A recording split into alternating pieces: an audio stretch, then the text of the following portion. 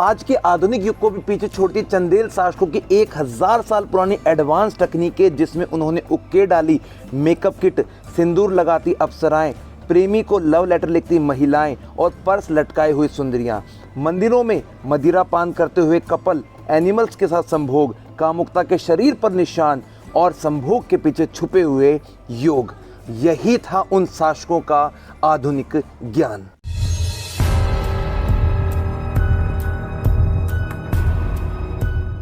नमस्कार दोस्तों, मैं हूं विक्रम और आज मैं आपको मध्य प्रदेश खजुराहो के उन मंदिरों में लेकर आ गया हूं जिसको देखने के लिए देश और विदेश के लोग यहां पर आते हैं और यहां की सभी मूर्तियां आकर्षण का अपने आप में केंद्र बनी हुई हैं। दोस्तों, इन मूर्तियों के पीछे जो इतिहास है, जो इनके पीछे साइंटिफिक रीज़न है, वो मैं आज आपको बताऊंगा। और आज हम आ गए हैं 9वीं से लेकर 12वीं शताब्दी के बीच में बने हुए चंदेल शासकों के मंदिर, और इस मंदिर को कहा जाता है लक्ष्मण मंदिर, जो कि भगवान विष्णु को समर्पित है। और इसकी कुछ बारीकियां हम यहीं से शुरू कर लेते हैं और एक एक पॉइंट को देखना चालू रखते हैं। सबसे प्रमुख बात है, ये जो मंदिर है वो साउथ भारत के नागर शैली पर बनाया गया है, जिसका शिखर काफ़ी ऊंचा होता है। पंचायतन शैली का यहाँ पे प्रयोग किया गया है, यानी कि एक मंदिर प्रमुख होता है, 4 इसके कॉर्नर पे अन्य मंदिर बने हुए होते हैं।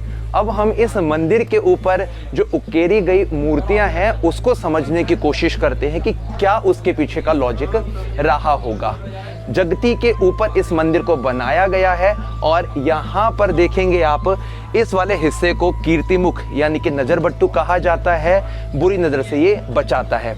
इधर आपको एलिफेंट और सैनिक दिखाई देंगे और कुछ एलिफेंट के पास में देख सकते हैं घंटी वगैरह है, किसी के पास में फूलों की माला है। तो यहाँ वाले जो एलिफेंट हैं ये आदमखोर एलिफेंट हैं, यानी कि इनका सर कुचल रहे हैं। सामने की तरफ गणेश भगवान आपको देखने को मिलेंगे, जो कि सभी मंदिरों में सबसे मुख्यतः पहचाने जा सकते हैं।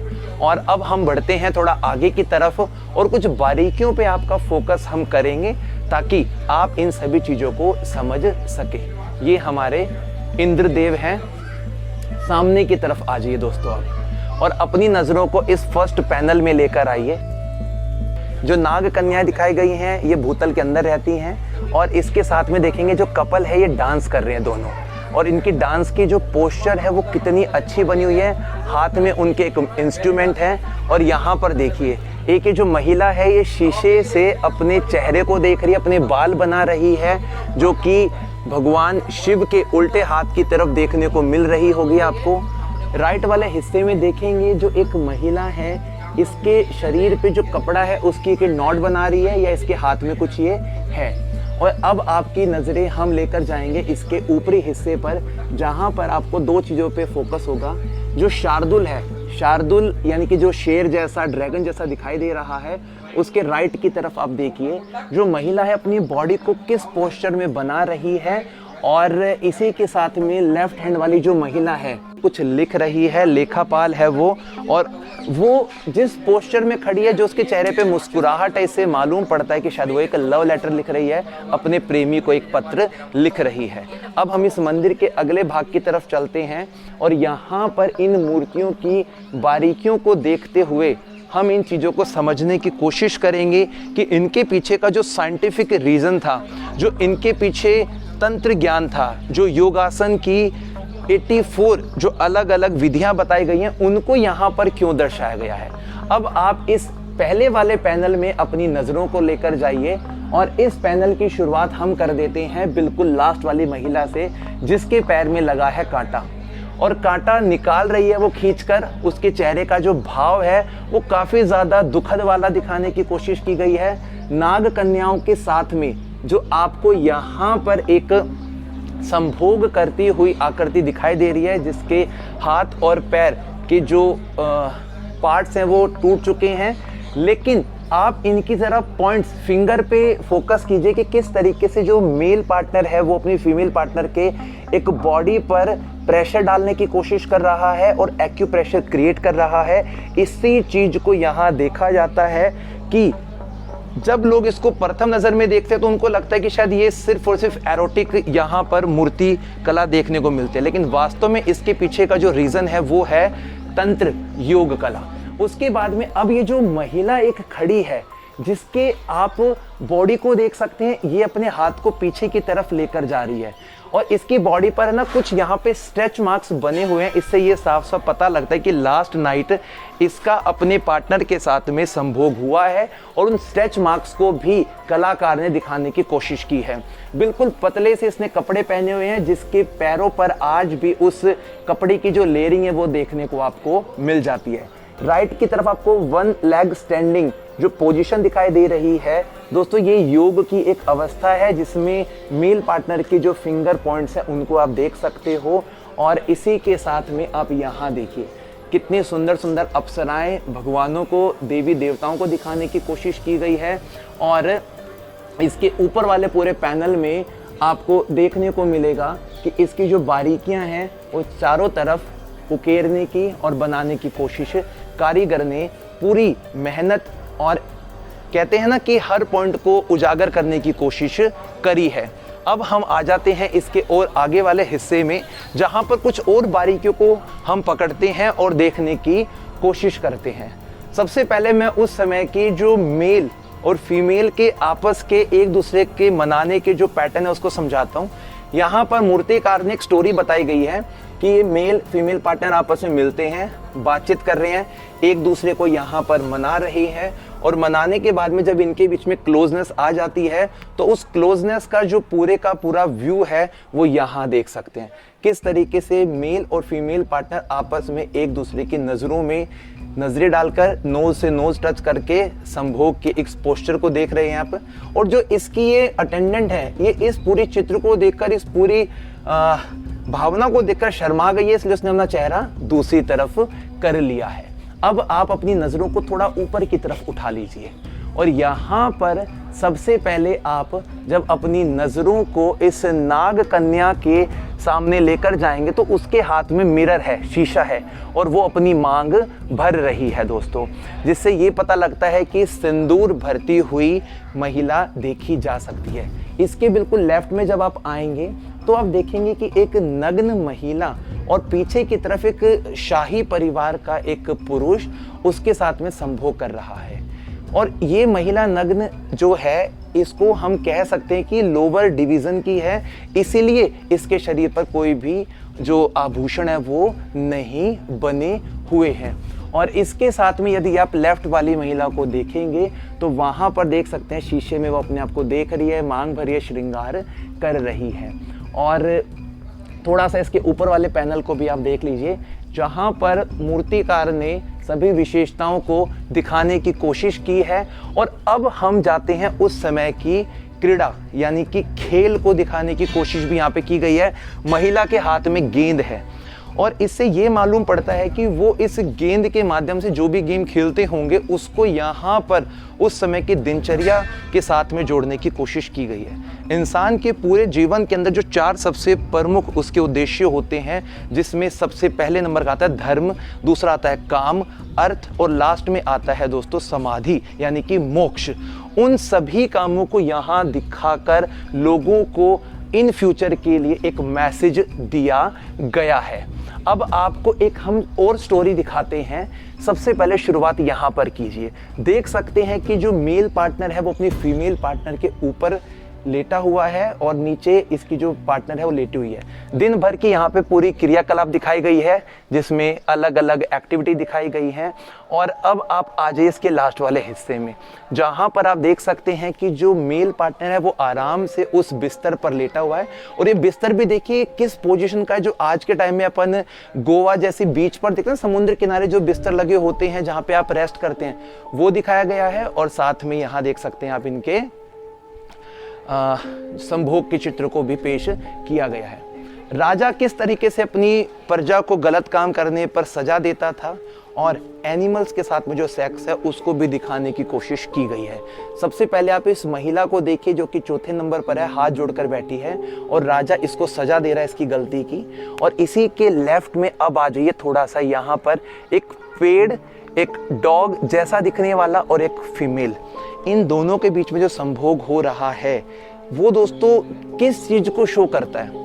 क्या कारीगर ये दिखाना चाहते थे कि ये उस समय की दिनचर्या का एक अभिन्न अंग था, या कारीगर इससे कुछ मैसेज देना चाहते थे, या इसके पीछे का जो साइंटिफिक रीज़न है वो आप हमें बताइए कि आपने क्या समझा। ये सूर्य देव की प्रतिमा यहाँ पर कितनी सुंदर उकेरी गई है, इनके चेहरे का भाव आप देख सकते हैं जो बहुत ज़्यादा शानदार है। अब दोस्तों हम आ जाते हैं इसके दूसरे पैनल में, और इस दूसरे पैनल पे सबसे पहले मैं आपकी नज़र डालूंगा माँ और बच्चे के प्रेम पर। कॉर्नर वाले हिस्से में देखेंगे कि माँ अपने बच्चे को किस प्रकार से आलिंगन कर रही है, प्यार कर रही है। और आजकल की जो लड़कियां महंगे महंगे बैग्स रखती हैं, पर्स रखती हैं, उनको दिखाने की कोशिश की गई है तीसरी स्टैचू के अंदर। देख सकते हैं कि इसकी जो मेन जो पार्टनर है उसके पास में एक थैला लटका हुआ है, और उसके हाथ में जो सामान है वो उससे उस कांटे को निकालने की कोशिश कर रही है। और दोस्तों जो ये बैग यहाँ पे है वो रिसेंट समय के गुची, पराडा जैसे बैगों को भी टक्कर देता है, और हमारे इतिहास में इस बात को साबित कर देता है कि हमारे जितने भी पूर्वज थे वो हमसे बहुत ज़्यादा एडवांस थे, उनके पास में सारी टेक्नोलॉजी आ चुकी थी। यहाँ पर मैं आपको बीच में जो कपल्स हैं उनकी डांसिंग फॉर्म दिखाता हूँ, और इस कपल में आप देखेंगे कि नीचे की तरफ कुछ छोटे छोटे आपको पोर्ट्स दिखाई देंगे, खजुराहों, जो कि खजूर के पेड़ों की वजह से इसका जो नामकरण हुआ है। तो खजूर से प्राकृतिक तौर पर वो मदिरापान बनाते थे, और उन पोर्ट्स को यहाँ पर दिखाने की कोशिश की गई है, और हल्का हल्का जाम लगाकर वो अपना मूड बना रहे हैं। और इसके बाद में कुछ और बारीकियाँ, ये जो यहाँ पे कन्या दिखाई दे रही है ये ज़्यादा उम्र की नहीं है, और नहाते समय किस प्रकार से ये अपनी बैक को रब कर रही है, किस प्रकार से अपनी बैक को ये बेंड कर रही है, देखो उस कारीगर ने दिखाने की पूरी कोशिश की है। इसके कपड़ों पे पानी लगा हुआ है, इसलिए जो इसकी लोअर हिप्स वाला जो पार्ट है वहां पर देख सकते हैं कपड़ा किस हिसाब से पानी की लेयर के साथ में नीचे की तरफ बना हुआ है। और इसके साथ में जो छोटी लेडीज खड़ी है वो इसकी अटेंडेंट है। अब थोड़ा आगे की तरफ आ जाते हैं और बारीकी को यहाँ देखने की कोशिश करते हैं। ये कपल जो आपस में बात कर रहे हैं, और मेल कपल जो है वो उसको समझाने की कोशिश कर रहा है, कुछ उनके बीच की वार्तालाप चल रही है। अब दोस्तों हम थोड़ा आगे की तरफ बढ़ेंगे, और यहाँ पर जो रामायण के अंदर सीता हरण का चित्र है उसको दिखाने की पूरी कोशिश की गई है। बीच में माँ सीता बैठी है, गोल्डन हिरन को वो देखती हैं, राम लक्ष्मण भगवान को बोलती हैं कि आप जाओ उसका शिकार करो, तो राइट में उसका शिकार किया। इतनी ही देर में जो रावण है वो अपने पुष्प विमान पर आता है और माँ सीता का हरण करके चला जाता है। तो इस पूरी स्टोरी को, यानी कि जो हमारे एपिक्स हैं, जो हमारे महाकाव्य हैं, उनको दिखाने की यहाँ पे कोशिश की गई है। ये भगवान की जो प्रतिमा है वो खंडित हो चुकी है, और अब हम आ जाते हैं इसके सबसे मुख्य भाग में, जहाँ पर और भी बारीकियां आपको देखने को मिलेंगी। आप देखेंगे कि किस प्रकार से एक बंदर, एक महिला और एक पुरुष की पूरी कहानी, स्टोरी बताई गई है कि फीमेल जो है बंदर को देख के डर जाती है, और इसी चीज का फायदा जो इसका मेल पार्टनर उठाने की कोशिश करता है कि जितना फीमेल डरेगी बंदर से, वो फीमेल अपने पार्टनर के उतने ही क्लोज आती चली जाएगी। इसलिए वो छड़ी पकड़ाकर उसको अपनी तरफ खींचने की कोशिश करता है, और आप जो मेल है उसके चेहरे पर जो शरारती जो स्माइल होती है वो देख सकते हैं कि किस प्रकार चाहता है कि बंदर वहीं पे खड़ा रहे और उन कपल्स का प्यार और भी बढ़ता रहे। सामने की तरफ फिर से आप देख सकते हैं ये मांग भरती हुई, हाथ में शीशा लेती हुई एक फीमेल आपको दिखाई दे रही है। इस तरफ आप देख सकते हैं कि इनके ना मुद्राओं को समझे, जो बीच वाले हिस्से में जो आपको दिख रहे हैं एरोटिक जो आपको फोटो दिखाई दे रही है, जिसको अक्सर लोग सिर्फ इस नजरिए से देखते हैं कि यहाँ पर केवल और केवल सेक्स की जो स्टैचूज है वो बनाई गई हैं, लेकिन नहीं, इनके पीछे बहुत बड़ा साइंटिफिक रूल है। दोस्तों आप इनके हाथों की मुद्राओं को देखिए, जो मेल पार्टनर है और जो फीमेल पार्टनर है, इनके हाथों की जब आप पोस्चर देखेंगे तो इन्होंने या तो अपनी रिंग फिंगर को या मिडिल फिंगर को किस हिसाब से पॉइंट से पिंच किया हुआ है, जिससे ये पता लगता है कि अपनी बॉडी को कंट्रोल करने की कोशिश कर रहे हैं। और शरीर के जो 7 हिस्से होते हैं जिसके ऊपर काबू अगर आप पा लेते हो तो आपको मोक्ष की प्राप्ति हो जाती है। अब इस पूरे नज़ारे को समझते हैं। देखिए ये जो 3 हाथी हैं, इनका चेहरा बिल्कुल सामने की तरफ है, लेकिन ये है इनका नटखट हाथी। ये इस तरफ क्या देख रहा है, यहाँ देखेंगे कि किस तरीके से जो मेल और फीमेल आपस में संभोग कर रहे हैं। और यहाँ पे आप इसको देखो, ये वही जो हाथों का पोस्चर है, इसके हाथ में देखो ये पोटली है, और ये जो फीमेल है यहाँ पर एक घड़ा रखा हुआ है। बालों का देख सकते हैं फ्लो नीचे की तरफ है, यानी कि शायद हो सकता है ये पानी वगैरह भरने जा रही होगी, और इनके बीच में आपस में संभोग हुआ। तो जो ये हाथी है ये मुस्कुरा रहा है। इस पूरे चित्र को देखकर चंचल दिमाग इसका हो गया, और जो ये वाला है ना, इसको अब ये पैरों से कुचलने वाला था, लेकिन जब इसने महसूस किया कि हाथी यहाँ देखकर अपने दिमाग को डाइवर्ट कर चुका, तो ये यहाँ से निकलने की कोशिश अब ये कर रहा है। तो दोस्तों, ये इतनी सारी बारीकियां हैं हमारे इन पुराने मंदिरों के अंदर, चोल शासकों के द्वारा भावी पीढ़ी को दिया गया ज्ञान। ऐसा बताते कि चोल शासकों से पहले यहाँ पे जो 64 योगिनी का मंदिर था, वहाँ पर योग आसन की जो 84 मुद्राएं होती हैं, उनके लिए ध्यान लगाने के लिए अलग अलग यहाँ पर तंत्र सिखाए जाते थे। और उन तंत्र योग का ही एक जो आज बेसिक्स है वो आप यहाँ पर देख पा रहे हैं। और इन सभी बारीकियों के साथ में अब हम चलते हैं इसके अगले पैनल में, जहाँ पर कुछ और चीजें हमें देखने को मिल सकती हैं। इधर आइए। देखो दोस्तों, इस लेडीज को देखो, यहाँ पर ये लेखापाल है, ये कुछ लिखावट कर रही है, हाथ में इसके कलम भी है, और जिस पोस्टर में खड़ी है उसे यकीनन पता लगता है कि कोई लव लेटर लिख रही है। चेहरे पे स्माइल है, स्टैंडिंग पोजीशन है इसका, वो भी जिस पोजीशन में ये खड़ी है इसे बोला जाता है त्रिभंग, यानी कि अपनी बॉडी को 3 हिस्सों में बेंड करना। पहला पैरों का पोस्चर, सेकंड वेस्ट का, और थर्ड आपके शोल्डर का। और इस चीज को कारीगर ने दिखाया है, 1000 वर्षों के बावजूद भी यहाँ पर ये सब चीज देखने को मिल रही है। इस पूरी बीच वाली पट्टी में बहुत सारे म्यूजिशियंस दिखाए गए हैं, किसी के हाथ में ढोल है, किसी के हाथ में फ्लूट है, कोई नाच रहा है, कोई बजा रहा है। और इस पूरे मंदिर को बनाने के लिए हाथियों का बहुत बड़ा योगदान था, इसीलिए इसके निचले हिस्से में हाथियों की जो मूर्तियां हैं वो बनाई गई हैं। और दोस्तों, बहुत अलग अलग किंवदंतियां हैं, कहानियां हैं। चंदेल शासकों के यशोवर्मन जो राजा थे, बताते हैं कि वो चंद्रमा के पुत्र थे और उनके पास ऐसी विशेष शक्ति थी जिससे कि उन्होंने इन मंदिरों को बनाने में अपना पूरा योगदान दिया है। और काफ़ी सारी बातें हैं, जब आप यहाँ पर आएंगे तो आप इन मंदिरों को केवल इनके कामुकता वाली चीज़ों के साथ में ना देखें, आप उनके पीछे के साइंटिफिक रूल को समझें, उस समय के एडवांस साइंस को समझें, उस समय की टेक्नोलॉजी को समझें और इन पॉइंट्स को घूमें। तो दोस्तों, ये वाली वीडियो हम यहीं पे ख़त्म करते हैं और इसी के अगले भाग में हम इसके अंदर जाएंगे और इसके चारों तरफ बने छोटे छोटे मंदिर आपको दिखाएंगे। तब तक के लिए जय हिंद, जय भारत।